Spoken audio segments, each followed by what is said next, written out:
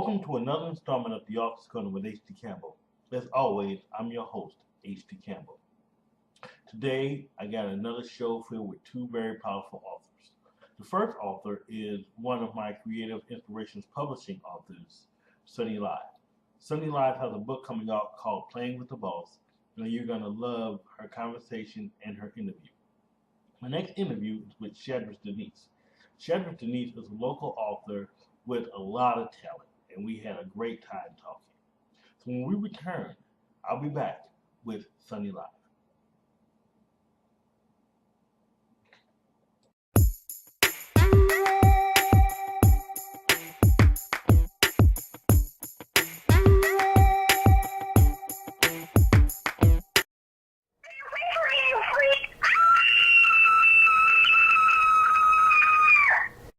Are we getting any closer, Mark? Before his book, Murder by Execution, is released, get to know investigative reporter Mark Alexander in his first two books by author H.D. Campbell. Late Murder at 10. Find the murder of news anchor killed on the air. Start, the virtual killer. Track down a very dangerous cyber serial killer before the body count rises. Get both books at your favorite bookstore at Amazon.com and other online outlets. Also available on Kindle and Nook. Welcome back to the show. Before we go to Sonny Live, I just want to make one quick announcement. I'm working with a lot of new shows. Like I said, I'm working with a cooking show, I'm working with a poetry show, but there's an announcement that I want to make that me and Tasha have talked about when doing our last taping. I want to wait to the end of the show because I really want to see what you guys think, because I really want you guys to send me an email and tell me what you guys think about the whole thing and what we should talk about during that. But now, without further ado, here's Sonny Live. Oh God, I don't know. It was like 6th grade. Probably 12 or however old I was. I don't know. I read a lot, and that really influenced it. I wanted to create something like that. Cool. Who were some of your favorite authors when you were growing up? Oh God, authors I love James Patterson. That's really one of the big ones I read a lot. Janet Ivanovich, she's really good. Sherilyn Kenyon. Quite a bit of diversity there, but I love them all. Okay. So now, I was in one of my Facebook clubs, Keys and No Lock Club, and Tammy just happened to message me and asked what I wrote, or Tammy Jernigan messaged me and asked what I wrote, and it took off from there. now who is this Tammy Jernigan you speak of? She is the CEO of Creative Inspirations Publishing. Never heard of it, but okay, we'll see. No, just kidding. Just kidding. Hey, Tammy, how you doing? No. And like I say, you have one of the first books coming out through the company, and congratulations. Tell me a little bit about your writing style.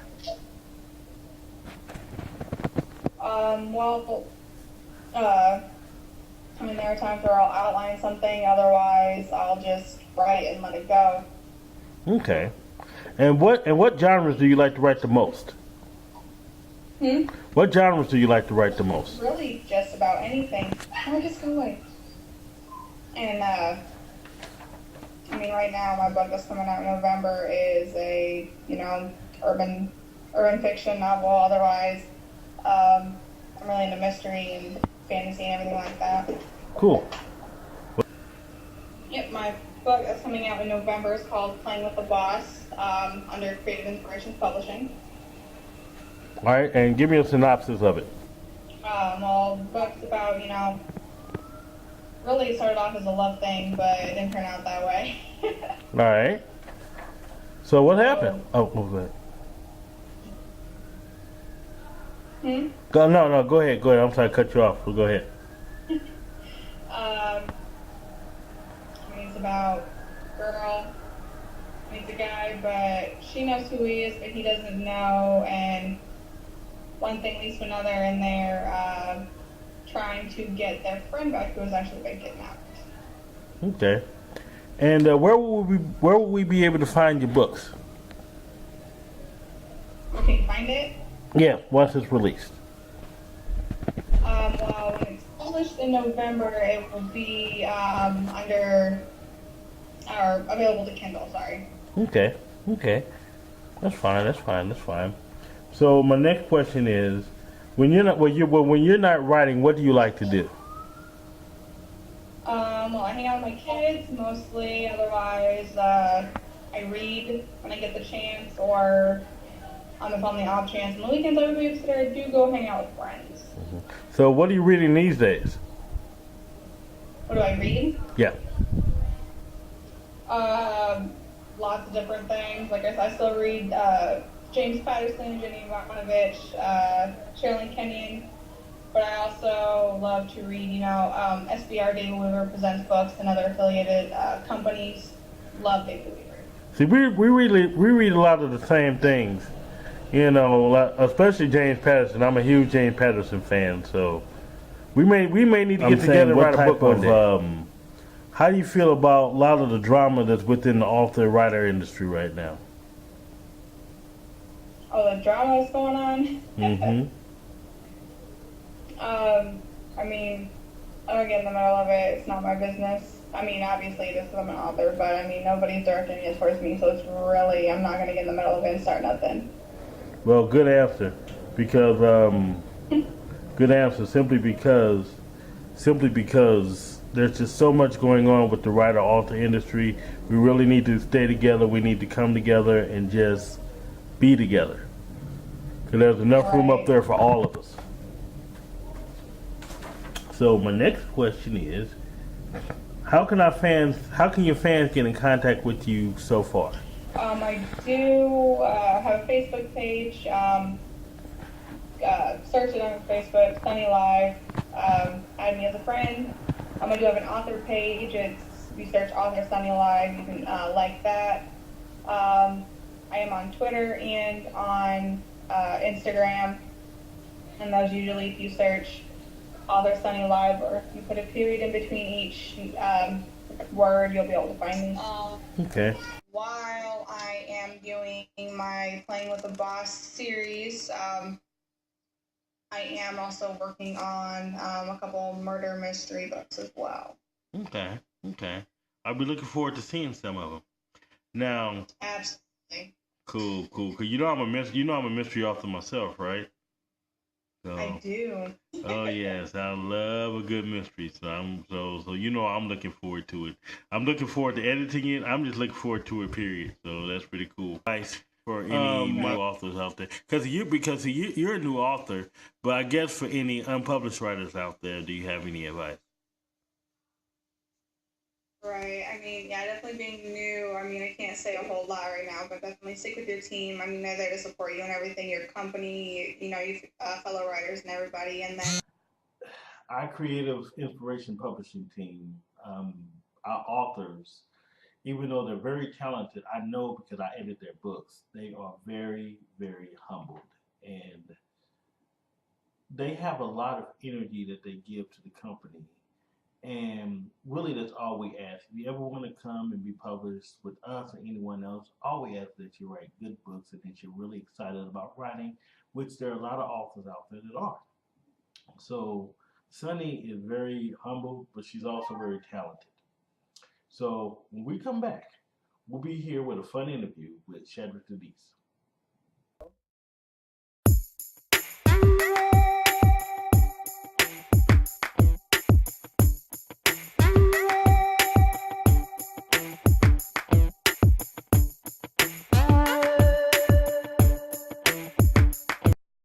Interviews, information, news, and gossip. It has to be a new season of the Author's Corner.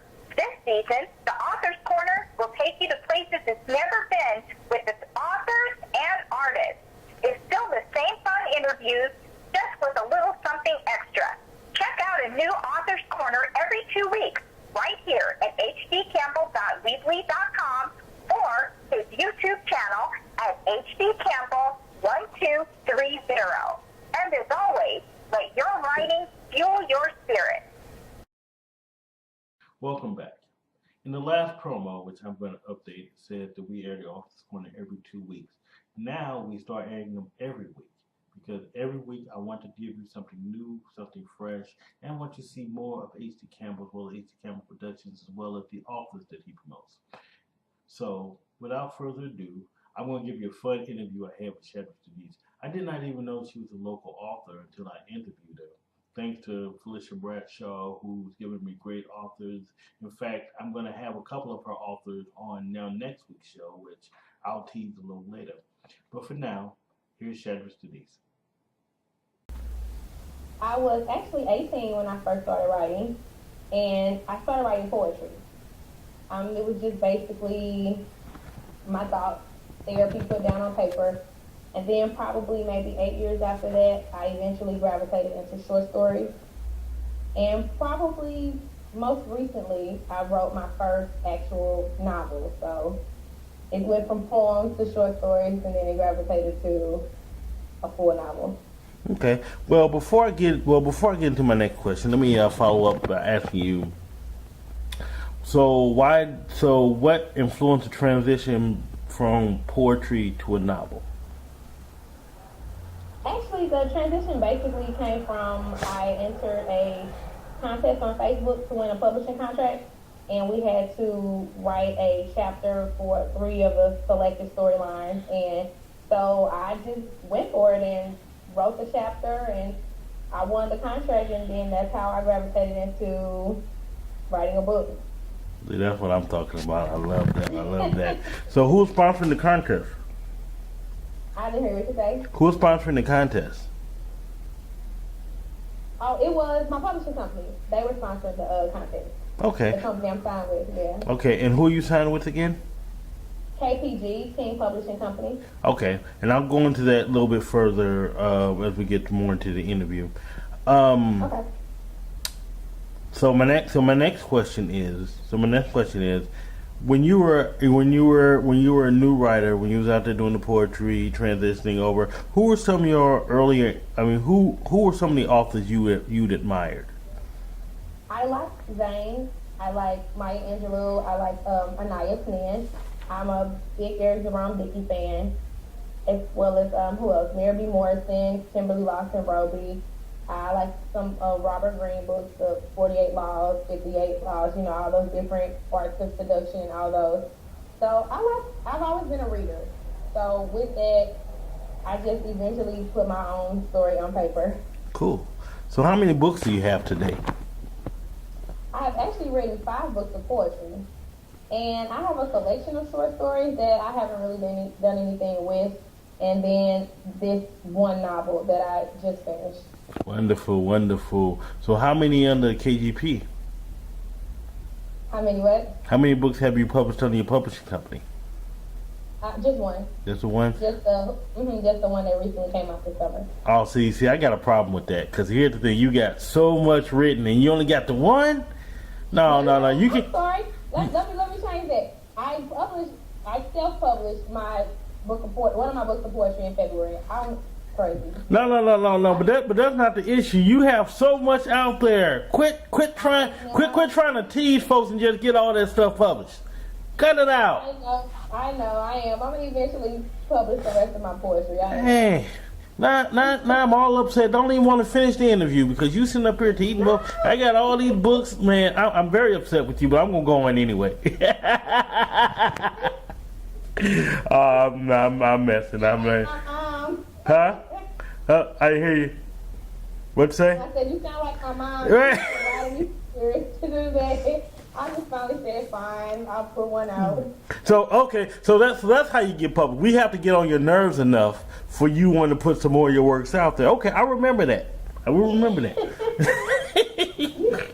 just wrote for therapy. I never really wrote for publication, but I've gotten some good response. So I said, oh, okay, well I'll just go ahead and do the rest of them then. So I'll eventually get them all out. Well, how does it feel now that you have your first novel published? It's exciting. It's very exciting. To hear people ask about it, to actually look on my coffee table, and one of the books that are on my coffee table now is my book, not just other authors, but it's actually my book. So it feels really good. See, that's truly amazing. I love that. I love that. So, tell me a little bit about your writing style.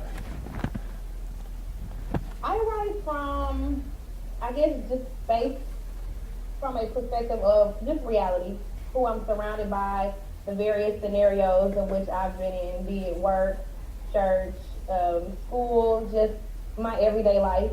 I mean, it's amazing to me how many, if I think of all the different situations I've encountered, how I can actually turn those into a story. So I just try to use things that are within my realm, that I've experienced, that I can actually relate to. Okay. Okay. So, where can we find your books? My book is actually on Amazon. It's Who Do You Love? And Disturbia is a collection of poems. It's also on Amazon as well. Okay. See, I gotta watch you. I gotta watch Amazon because see, like I say, you like to tease folks. You like to say, "Hey, I wrote all these stories, but I only published 2." It's like, man, I know, man. But poetry is very, very selective. It's you have to actually really like poetry to read it. It's not everybody's cup of tea. So. Well, I'll tell you what. I write poetry. I love poetry, so it's my cup of tea. So I'll be getting the book. Okay. So that is not a problem. So how have your fans received you so far?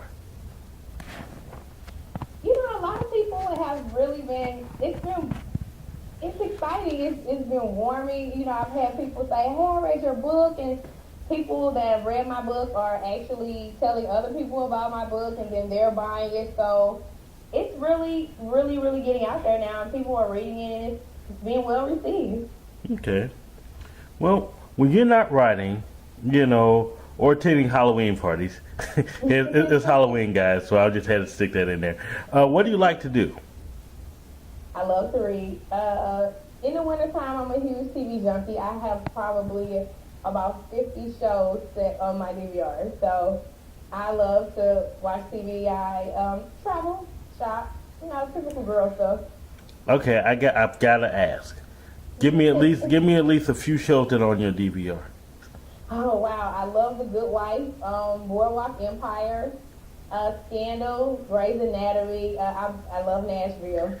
And I picked up quite a few new ones this season, so it's just been a few good ones on that I've actually, kept in rotation. Well, I'm going to warn you right now, especially if you're about to friend request me on Facebook like we talked about before the interview, you do not want to go on your wall on Thursday nights. I flood the news feed when Scandal's on. You a Scandal person? Oh, I love Scandal. Yeah, I've been a Scandal person since it's been on. I like it. It's different. I'm a big law and police officer. I don't know. I just gravitate towards those kind of shows. So I am too.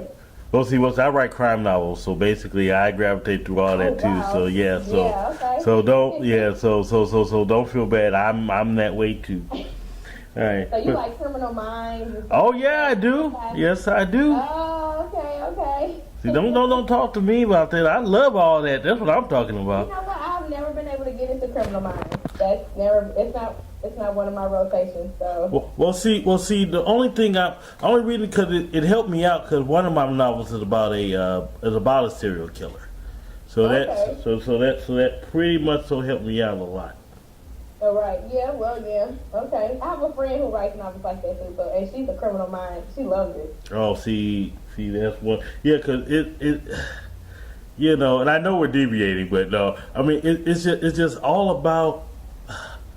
I don't know. Well, it's all about, to me, setting up a big crime or setting up a big murder. Just with some crazed but intelligent guy that you have to figure out. If you figure him out, you can stop him. But it's all about figuring him or her out. Right. So. It's crazy, but this is your interview. I'm talking about my stuff. I'm sorry. I apologize. But you know what? I forget to warn authors that when I do talk to them on the show, this isn't just a Q&A. This is more like a conversation so they can normally relax and things like that. And I forgot to warn you, so I apologize. So there you go. One more thing before I move on. Do you have superheroes on your shirt? Yes, my shirt is Marvel. You I have, it's a Marvel shirt. I'm a cute man. I'm a huge comic book fan. I'm just letting you know and letting you know. Yeah, it's Spider-Man and Captain America. It's all those. Oh, see, Flash. I love it. I love it. I love it. Okay, well, all right, moving on. What city and state are you in? I am in St. Louis, Missouri. Oh, no, you're not. I'm in St. Louis. Yes, I'm in St. Louis. Oh my God. I'm not gonna ask where. I'll talk to you off camera. I did not know that. And you go? Oh, yeah. I need to go to your. I need to go to that part. No, enough about that. All right, but we'll talk later. Okay. How can your fans get to know you and contact you? No stalkers, just fans. Well, stalkers are not bad as long as they're not crazy. Exactly. Right. So. I have a website. It's www.iamshadressdenise.com. I'm also on Facebook as well as Instagram and Twitter, all under the same name, Shadress Denise. Okay, wonderful. Now, since you've been teasing folks all interview, what do you have anything? Do you have any projects that are coming up that's about to be published? I actually have about 3. I'm trying to finish up part 2 of Who Do You Love. It's going to actually be called Who Do You Love 2. And I also write a magazine column with my publishing company called The Side Chick Chronicles. Ooh. Ooh, I gotta read that. I do that. It's their magazine is the Buzz magazine, so my column's in there every month. And I'm working on a group book with 2 other authors. We haven't finished it yet. It's just in the works. So yeah, I got about 3 projects in the works. Yeah.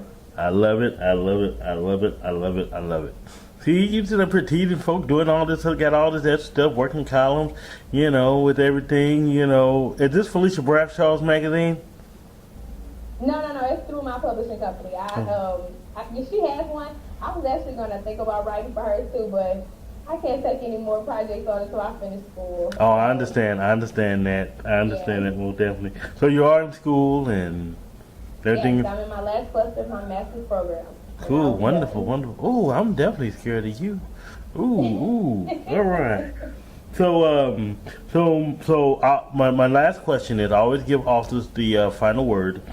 Do you have any advice, anything you want to say to any new authors, anyone who's out there, whatever it is, the floor is yours.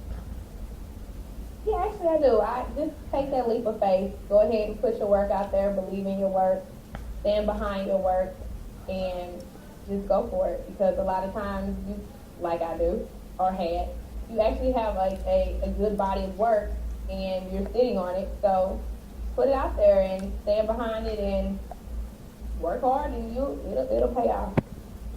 I don't want any of you guys to accuse me of working so hard so much. You have people like Shadress Denise who does 20 million jobs. I mean, I know I do a lot, but sometimes some of you guys make me tired just looking at you guys. And at least I get a little sleep, and sometimes I can't see how some of you guys get any sleep at all. But seriously, I had a great talk with Shadress Denise. It was a wonderful interview. I hope you enjoyed it. Next, we're going to have another lesson on writing fiction from Shonell Bacon. When we return, we'll talk to our author, editor, professional, Shonell Bacon, with this week's writing tip. You are watching The Author's Corner. If I knew they were sending men this time, we have to find the warhead. Stop an international incident right from your couch or bedroom. By the Sergeant Wise Guy Chronicles series by author H.D. Campbell. Freed as American Agent Codename, Sergeant Wise Guy must use his powerful skills of battlefield strategy to find a Soviet nuclear warhead stolen during a time of unrest. Then read as he fights to stop a plague unleashed upon the East Coast. With each page turning, spine-tingling page, you also get the chronicles of a wise but wisecracking thorough agent. Get his view of life and the mission in the Sergeant Wise Guy series. Get both books at your favorite bookstore and at Amazon.com and other online outlets. Also available on Kindle and Nook. Hey there, everyone. This is author, editor, and educator Shonell Bacon. Today I want to talk briefly about chapter and scene endings. When I edit clients' manuscripts, one of the comments that I often make is in regards to this issue. Because what writers tend to do, and remember this is because typically it's your first draft, and first drafts can be ugly. But typically what we see at the end of chapters and scenes are conclusions. So for example, if you have this really great dialogue between characters in your scene, you conclude it with the conclusion of the conversation. If you have really great action going on in a scene or chapter, you end that scene or chapter with the conclusion of the action. The problem with that, because that in and of itself is not the issue, but the issue is that we need something that's going to compel the reader to go to the next page to read the next chapter, or to skim their eyes over the white space to go to the next scene. So when you're revising these scenes and these chapters, what you want to do is ask yourself, what does this conversation have to do with conflicts in the story, with your main character and his or her conflict? What does the action that actually is going on here, what does this action have to do with the story as a whole, with the conflict, with how the story is developing for the main character? When you tie your actions and your conversations, when you tie your scenes and your chapters to the purpose of your story, to your main character's journey through this story, that compels and propels the reader forward because they want to know what's going to happen next. I hope this tip helped. You can check out more about me at my website, ShonellBacon.com. You can also learn about my editorial services at CLG Entertainment. That's CLG-entertainment.com. Thank you, HD, for having me, as always. And I'll be back soon with another tip to help you guys out. Thanks for having me. Hey, stay tuned, everybody. Coming up next is my news and gossip segment. So, see you there. Just who is author H.D. Campbell, you ask? He's the multi-genre author you have yet to get to know. Once you open his books, you can have a romance, get wrapped up on a world of mystery and suspense, or you can go on a journey to stop an international incident. To learn more, log on to hdcampbell.weebly.com for book specials and more. And as always, let your writing fuel your spirit. No, you go ahead and just start over. That's cool. Okay. Hey, everybody. Welcome to another edition of The Author's Corner. This is your girl, Tasha, and I'm here with the news and reviews. All right, so here we go. I'm just going to jump into it really quick because we have a lot to talk about. First thing I want to tell you guys about was some drama that went on yesterday. It was all over Twitter, Instagram, everywhere you turned. It was the Chris Brown, Adrian Bailon, and Tamar debacle, okay? With featuring Mr. Robert Kardashian liking every status that was talking negatively about his ex-girlfriend, Adrian Bailon, of course. It all started from the show The Real. And what was said on there is basically like Chris Brown by Adrian Bailon. She was saying that Chris Brown is this player and he's never going to settle down and he has this violent past and all this stuff. And anybody knows if you go for Chris Brown, if you say anything to Chris Brown or about him, and you know you're a relevant person or whatever, he is going to go in, okay? That's just who he is. He makes no apologies for it. Because I think that, you know, something in him shoots off and it just has to say something. So he went on a marathon parade calling her, he was talking about how she used to be a cheetah girl. She's not even a cheetah girl anymore. He was like, people ain't been in the cheetah girls since, and then he was like getting like throwback references to how long ago people were in the cheetah girls. He was saying she's irrelevant. He was saying that her and Tamar looked like Muppet face. It was terrible, calling out of their names, everything, bees and everything else you can imagine. Then they attacked Karuchi, which is his girlfriend, they got in there and they started talking crap about Gucci. And that's the thing I don't like. If you got a beef with my man, why can't your beef stay there? Don't talk about me, don't bring me in it. But they brought her in. That wasn't right. Yeah.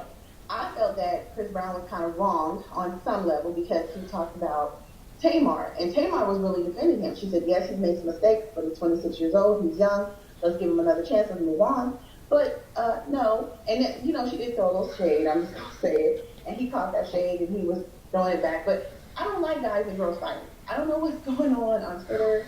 It was Snoop and it was Iggy before and all this stuff. And I don't like that because what happens is that I personally, because you know I'm a girl, okay? And I just feel that men and women, it hurts. You know what I mean? The things that they say about us.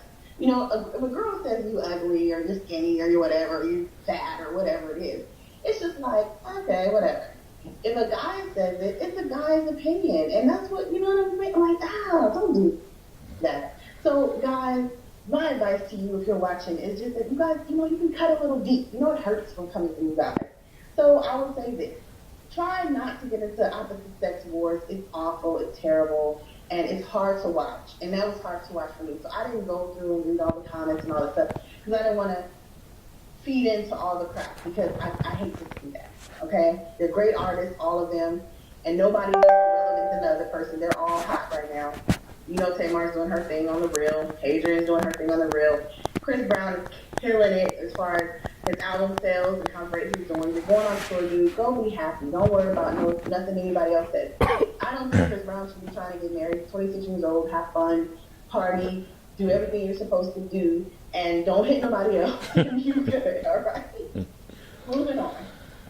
Tiny's eyes. Tiny's eyes have been trending like crazy. She got these icy blue, reddish, I don't know what they are. These crazy eyes put in her head. I don't know where she went to go get it done, but somebody decided to permanently color this girl's eye color. And forgive me why I do my crop drop, but let me just tell you, okay, you could go blind from this surgery. There are serious effects of this surgery, okay? She didn't even care. She was just like, you know what? I gotta keep my man's eye. I don't know what it's about. I don't know. A lot of people, I'm not being shady, but this is what was said. People say, why didn't she put more work into that face? Because she kind of, I'm not trying to clown girl, but she got a really leathery type material on her face.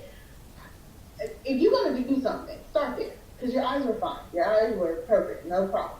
The lip has some problem, the nose has some problem, but your eyes were great, and you just messed those up. So, well, she didn't mess them up. They're very beautiful, but not worth it, in my opinion. That's just me. Whatever.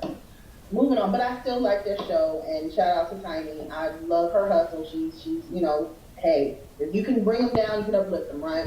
She got a hustle that I really, really, really need to adopt, okay? All right. I hate to talk about it again, but Honey Boo Boo thing is getting worse. TLC have canceled their show, Honey Boo Boo. So if you are a fan, you're not going to see it because she is officially going on and continuing to date this molester. And then I come to find out that her man that she had before him, the reason that they're not together anymore, he was going on, what is that? plentyofishinthesea.com, the dating site. So she got it. Classically funny. I got that little tidbit from Wendy Williams, and I thought that was so funny. She was talking about the Neelys. Oh my God, is there so much drama with the Neelys? Okay, who knew? Because I just saw them on Wife Swap. Who knew they were separated for 2 years, allegedly? That's what they told Wendy Williams. They were like, this is nothing new, the divorce, anything. They have been separated for 2 years, living in 2 different places, so the whole thing, nobody knew. And they would only appear on Wendy Williams' show if they could be apart. So I was like, so what was all that in the kitchen with the hey, daddy, and the yeah, you know, all this stuff. With the, look, between her and the pigs, and her filling up her man all day, I did not watch that show. I've seen it a few times, and I was like, I can't. This is not cooking for me. When I do want to watch my cooking, I just have to shout out this girl because I just love her, and I'll, you know. Anyway, but you guys have to check out my girl, Divas Can Cook. on YouTube. She is dope. She cooks everything, and she's really cool. And she has a really cute little boy, and yeah. But she's cool. That's who I go to for my cooking stuff. She doesn't do all the baby and the daddy and all that stuff. And she's good. And she's from Atlanta. She's awesome. All right. Let's go to Beyonce was Janet Jackson for Halloween, and then she went and changed and became what's the lady with the eyes? I didn't even write it down, but the famous painter lady with the eyes that she got the unibrow. I don't know if you guys know who that is, but leave it down in the comments and let me know who she was. But you guys know she went as her in the evening, but in the daytime she was Control Janet Jackson. Well, Rhythm Nation Janet Jackson, not Control. But I think that was under Control era. I don't know. Point is, She was. Rhythm Nation. She had the whole little hat on, and then Blue Ivy, who finally got her hair combed. Yes, Lord. Let me stop. No, I was not in the position to comb Blue Ivy's hair. I was not. But I noticed. I noticed a little bit, you know. But no, I think her hair was just fine the way it was. But anyway, they did her hair and they made her into Michael Jackson, and she was so cute. So they were really cute together. Let's see. So that basically was your whole week. I mean, some other things happened. Oh, but I want to tell you guys about a really cool story, okay? This one was really, really cool. It was actually posted on our website for our radio show. And I read it and I was like, wow, that's crazy.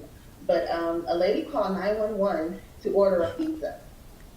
She called 911 to order a pizza, but she was really a victim of domestic violence. And that was her one phone call she could make. So she made it seem like she was ordering a pizza. And they said, 911, you know, what's your emergency? And she's like, yes, I would like to order a pizza. And they're like, what? And she's like, yes. And she gave her address really quick. She said, can you please hurry up? And they were like, we don't tell people, this is 911. You know you have 911? She said, yes, this is the address. Can you guys please hurry up?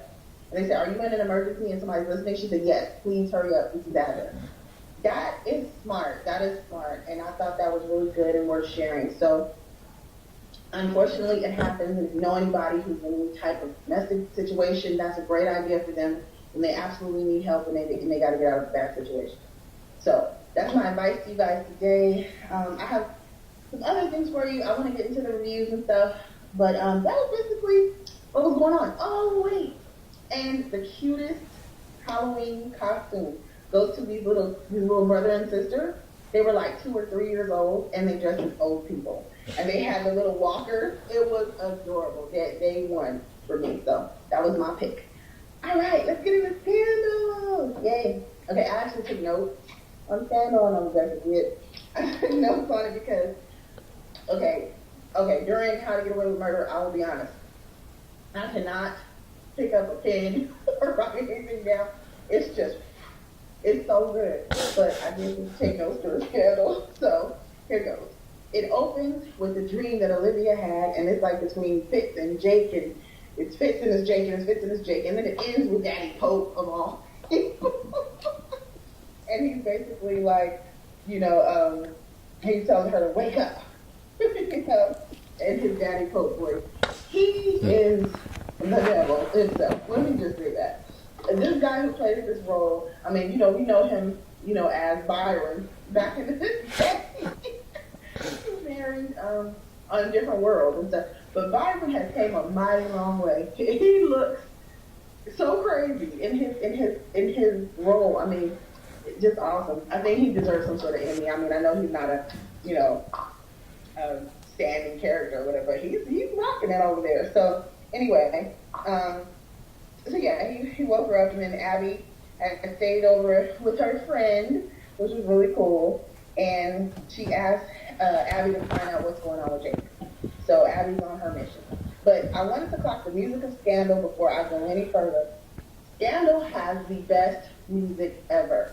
If you are a 70s baby like me, we don't get to be 80s babies, we're 70s babies, and you know, maybe even 60s baby, you love this music. Every time I hear it, Summer Breeze and all the good songs, and Lovely Day, and Isley Brothers, I mean, come on.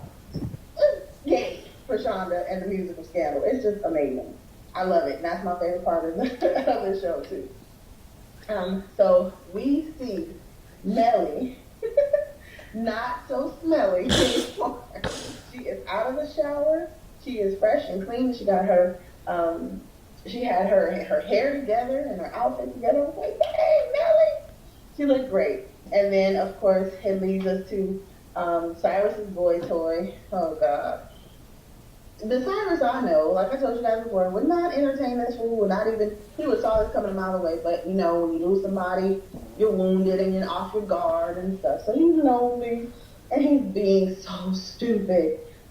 Oh, of course the guy sets him up, and now see, this is all looking like it's going the right way, but remember something that Cyrus said in season 1, when he was talking to Olivia, he said, you may be, he went to talk to Olivia, I forgot who he was talking to. He said, you may be a whatever, but I am a monster. You guys remember that? Cyrus Bean said, I am a monster. And that's who I'm looking to come out, because when all this happens, and he finds out this guy's been playing him, and he's getting him apartments and giving him stuff, he better hide. He better hide. And so should Portia de Rossi, who I barely even recognize. I mean, I know Portia de Rossi from Sopranos, which is my favorite show. So when she was on there, she was smoking hot. On here, she is so hot. She is a Republican lady. She is ugly cut. I don't know what's going on with her hair. Like, she's a mess. But I do love Portia on the show. As far as I'm proud of Portia for being on the show.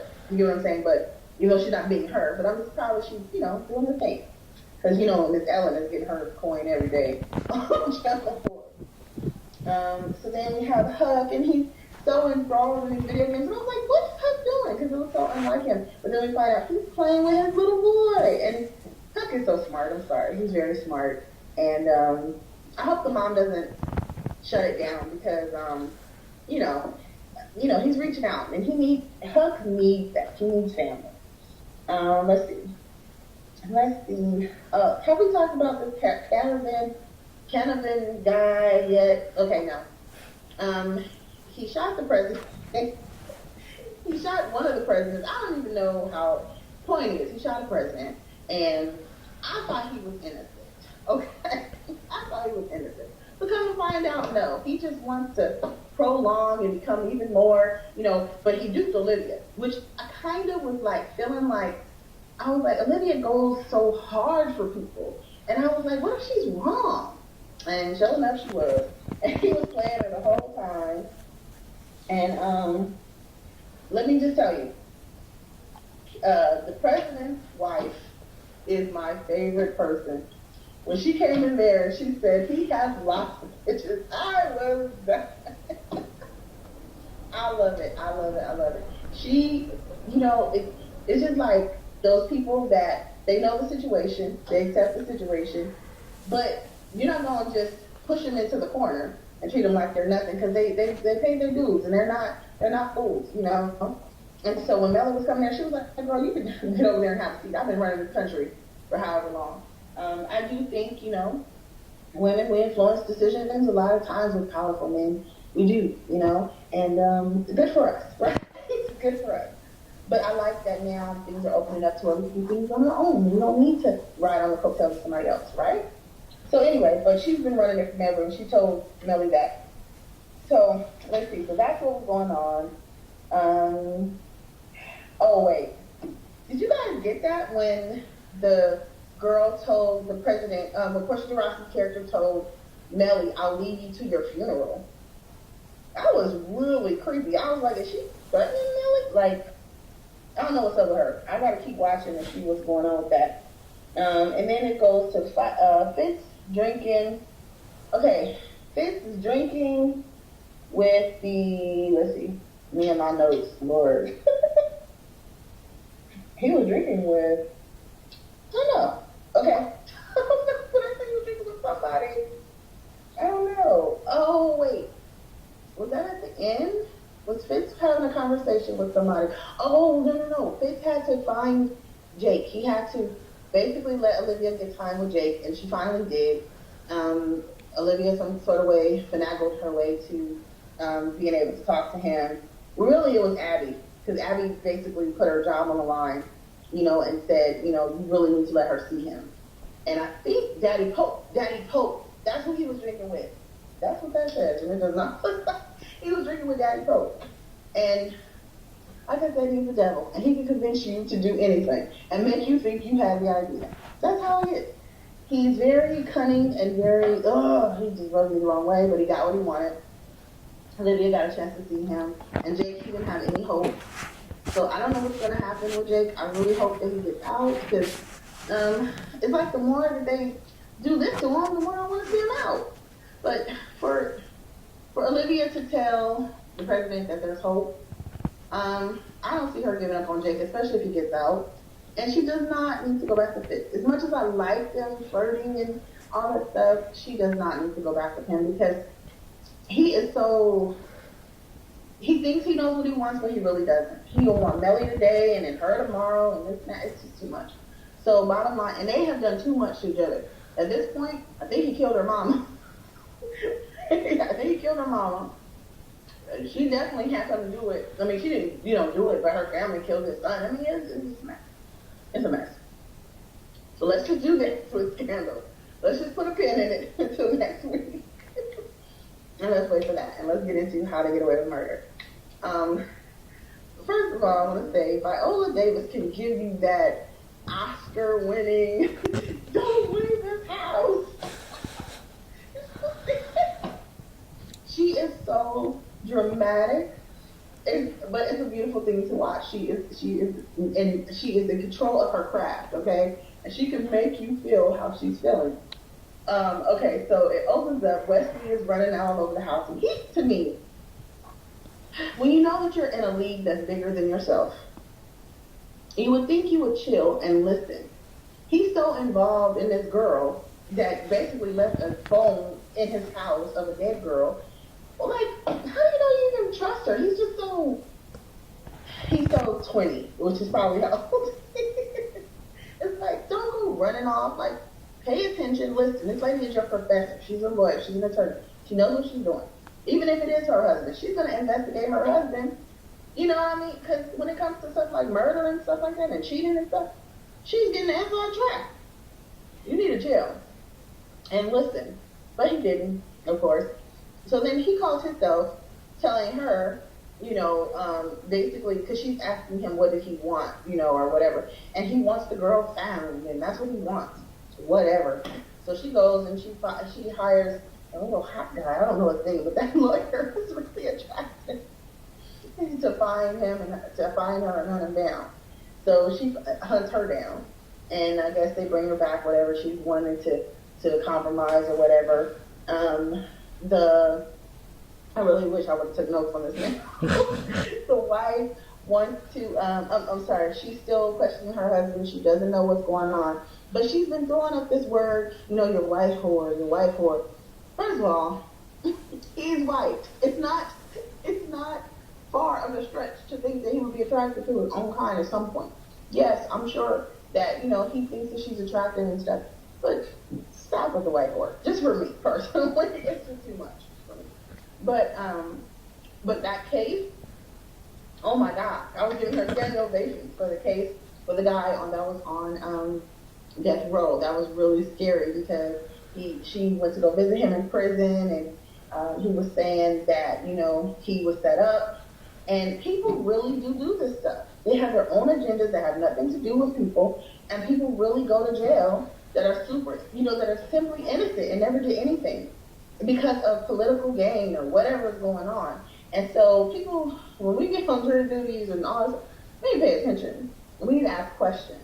And we need to make informed decisions, because when you go and you talk about taking somebody's life or shooting somebody, there's so much evidence that doesn't get admitted into court.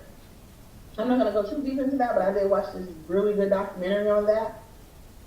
It was called Crime After Crime. It is on Netflix right now. You guys need to go watch it. That poor lady, you need to go watch it. That lady did like 20-something years and ended up getting out just in time for something she never did. Never did. And she ended up like passing or something like that. It was really weird. But watch it, because this happens, and this is everyday life. And especially with today, which is, leads me to my next question. Did you guys vote today? Did you vote? Did you exercise your political? Yeah, exactly. I hope you did. In California, of course, we got out and we voted. And I hope you guys voted too. Anyway, not getting too political, but anyway, this guy was, life hanging in the balance, and he was picking out whatever he wanted for his last dinner, and he's thinking about that, because he's like, okay, I can have lobster, I can have steak, and then Viola was like, you can have it all. And because she knows she's good at what she does. And they didn't do any little slick stuff to get them off, they just told the truth, and they got to the truth. And finally, you go to the little lady that you don't think would be lying, the one who looks like a librarian or a teacher, and she's the liar, just because she was going to get evicted. You see, if somebody came to me and I know I'm in trouble and I know my house is in trouble or whatever, and they say, oh yeah, you can, if you testify and get somebody put away for life, we'll let you stay. I don't think I love any apartment house or anything enough to let somebody die. I don't even understand that. But that was her case that she won this week. And when they caught her up in a lie, basically it turned out that a senator was trying to get somebody shut up, basically, his girlfriend, who was saying that she's kicking poor people out so that, and didn't care what happened to them. She made too much noise and he got rid of her. So, sad, just sad. But happy when, he was finally released and all that stuff happened. I'm glad that they explored injustice a little bit, because some things are just not fair. And it turned out to be one of the guys' daddies that's the lawyer, that's training to be a lawyer under her, one of her 5, because she calls them. And that trophy is getting flown from one place to another. Somebody got it this week, another one got it that week. Well, the young boy, he ended up going into his father's old books, and he's the one who presided over the original case for this guy. So he's the one who hid evidence and threw stuff out and all that stuff and did all kind of shady stuff. And when he found out, basically the father keeps this long, extensive journal, and then I guess he left a day out of the 30 years. One day missing from 30 years, really? You couldn't have made up something wrong? Whatever, dude. But anytime people do something really dumb to get caught, I'm like, thank God they're that stupid. You know what I mean? Like when I watch crime shows, I'm like, thank God they're that stupid, because then they could go along and do it, forever. I'm a big 2020 fan, so when I watch 2020, I'm like, he's so dumb. But I'm like, thank God, right? All right, guys. So that was basically it. These pieces are still being put together as far as what's going on and what happened and how the man ended up dead and then in a bonfire. We don't know. But we're going to keep watching. We're going to keep trucking along. And see what happens on our next How to Get Away with Murder review, right? Thank you guys so much for watching, and I'll see you. Oh wait, before that, I want to give you guys a Love and Hip Hop. Just a little bit about Love and Hip Hop Hollywood. I don't know if you guys are watching the show. I'm addicted to it. Every Monday night on VH1. Oh my God. Love and Hip Hop Hollywood. But I'll give you guys 2 minutes on the ground. It's some people that stick out. Ray J. Ray J is one. Hazel E. Masika, she's a model. If you don't know these people, don't worry. Start the season with episode 1 and just keep watching because it's good, okay? Masika, let's see, who else? Oh gosh, what's the girl's name? I'm gonna think of her in a second. Sierra Marie. The old R&B singer Sierra Marie. Young Berg, who is an ex-rapper turned producer. Omarion, and Lil Fizz, Amanda, and my very favorite crazy lady, Monique. That's what I want to talk to you guys about last night. I'm not going to talk about everything that happened in the episode because you guys got to catch up, you got to watch. There is a part, Monique basically is the deadbeat baby mama. Yes, it does exist. She is, she's trying, but she's not baking. Doing her best, but not really. But she has this little son that's 2 years old, and she has him by R&B singer, I guess, rapper, Little Fizz, who used to be in B2K, all right, with Omarion, okay? And, Little Fizz is just beat down. He's like, I'm tired of, making macaroni and cheese dinners. He's like, I'm tired of reading books by myself. I need somebody to come help me with this little boy. Because, kids require a lot. And HD knows, single dad, hey, he knows. Single mom, we know. It takes a lot. And you do need some help sometimes. It's like, Lord, Jesus, get some spaghetti. Help a brother out. He can't get it right. He got Amanda, his new woman. She cheating left and right on him. I just felt so bad for him. He looked so bewildered. Like, oh, God, this is getting worse. And then his old woman, his baby mama, Monique, she's just a mess, and she wants to, this is her words, not mine. She wants to slang hot D's, okay? Yes, you heard it. She wants to slang hot. Yes, that's what she wants to do. Dildos that get like to up to 300 inside. Girl, sit down. Who needs that? I don't know. This is me personally. I don't get it. I don't know. I'm not big in that industry. I don't know what happened. But do we need them to be hot? I digress. Let's move on. But that's what her plan is and her goal is. Not her music, not her son, slinging hot beats. Alright? So anyway, so a lot of people have got their priorities real messed up. But Lil Fizz, he's trucking right along, him and his son. He's looking for a house. He's trying to get out of mama's house. And people were up there talking about, oh, he lived with his mama, he broke. Let me tell you something. It's not about that. If you doing what you gotta do and he's trying to be a father, if he gotta live with his mama, his grandpa, or whatever to make sure that his son has a roof over his head, leave that boy alone. Let him do what he do, okay? It's a lot of y'all out there struggling, need to be living with your mom. Or wish you could live with your mom, you know what I mean? Hey, it helps sometimes. Anyway, I like Lil Fizz, leave him alone. But the point is, let me take my pause again. Oh my God, I'm sorry. So, like I said, Lil Fizz is trying to hold it down with his baby mama and his girlfriend. And he went to go look for places and he slipped up and took the baby mama with him. And then he happened to mention that he wasn't with, what's her name, Amanda, who, on these calls, poor Amanda. He wasn't with her anymore. Because she's been like sleeping, messing around, you don't know about this, but she's been messing around with this other guy. So basically he's like, he's tired of it, in and out, whatever. So when he brings Monique to the house, she's like, yes, this will be perfect. Me and my son and my man, my baby daddy, be back together. So she's thinking way too far ahead, thinking they're going to get back together. And he's like, no, that's not going to happen. I think he told her she came to stay the night. And she got in her feelings, and she wasn't mad or angry or nothing. She was just like, come on, baby daddy, take care of me. I need you to help me. And she even asked him to be an investor on her new business. He's like, that ain't gonna happen. But anyway, so she moved on, and she's and then the next scene went in, and then Amanda comes back trying to. She has a terrible apology. You gotta watch it. She has a terrible apology to him after he's seen her going to breakfast with this other guy.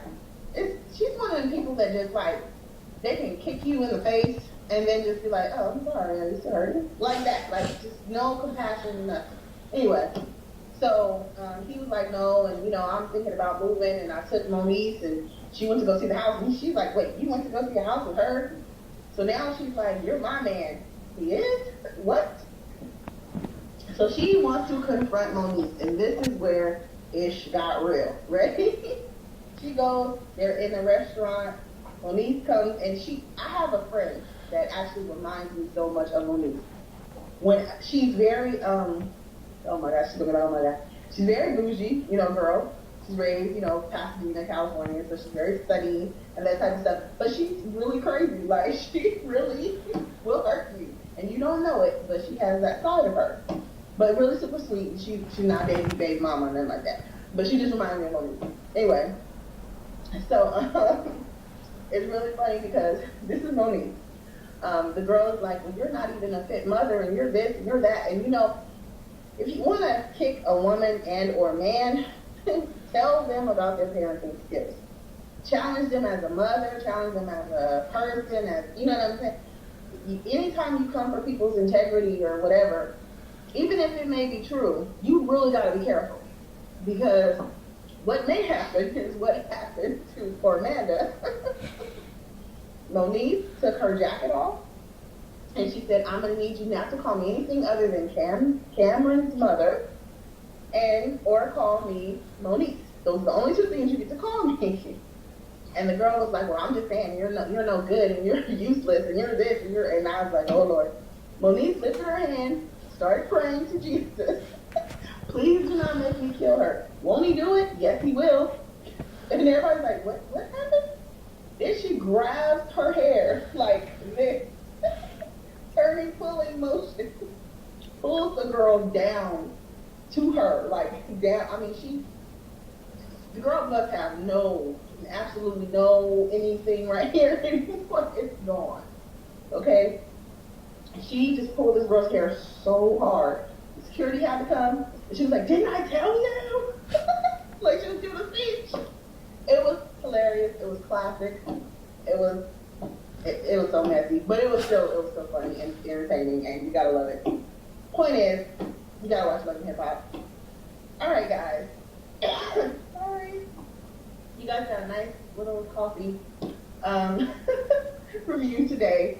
But I still have fun, and I can't wait to see you guys next time. Don't forget, if you ever want to talk to me, I'm on Facebook, Tasha. I'm Marshawn. I'm also, you can go to tasha77@yahoo.com, send me an email. Just connect with me. Tell me what you guys think, and comment below, okay? Thanks. See you guys next time. Bye. Tasha knows how to make it do what it do. I mean, she just brings it, and a lot of shows that I watch, but then I don't watch, or I pretend not to watch, but she keeps it all down. Now, the announcement I made earlier, Tasha and I sort of flirted with the fact that we may end up starting very soon a 30-minute news segment with things that not just news and gossip, but just things from the week that may be of interest. We'll also be putting the last segment, which will be repeats of her segments here on the Office Corner. It'll air on our YouTube channel, HD Campbell 1230. And also tell me what you think. Contact me, HT Campbell, as HD as in dog, Campbell 1230@gmail.com. Or you can go to my website at htcampbell.weebly.com and leave me a message there. You can also hit me up on Facebook, HT Campbell, or my new author page, Author HT Campbell. There's so many ways to contact me. You love the show, you hate the show, some segments you want to see on the show ideas, people who want to be on the show, anything, just let me know. And also, I'm also going on location, so if you want your business profiled, if you want to be at a particular area where I can shoot, just let me know. Just let me know at one of those places. Well, thank you very much. Stay tuned next week for where we have 2 more authors, new gospel segment as well as a new teaching tool from Shonell Bacon. Everybody is just awesome. Thank you guys who support the show. Thank you guys who love the show. Well, peace, and as always, let your writing fuel your spirit, and God bless.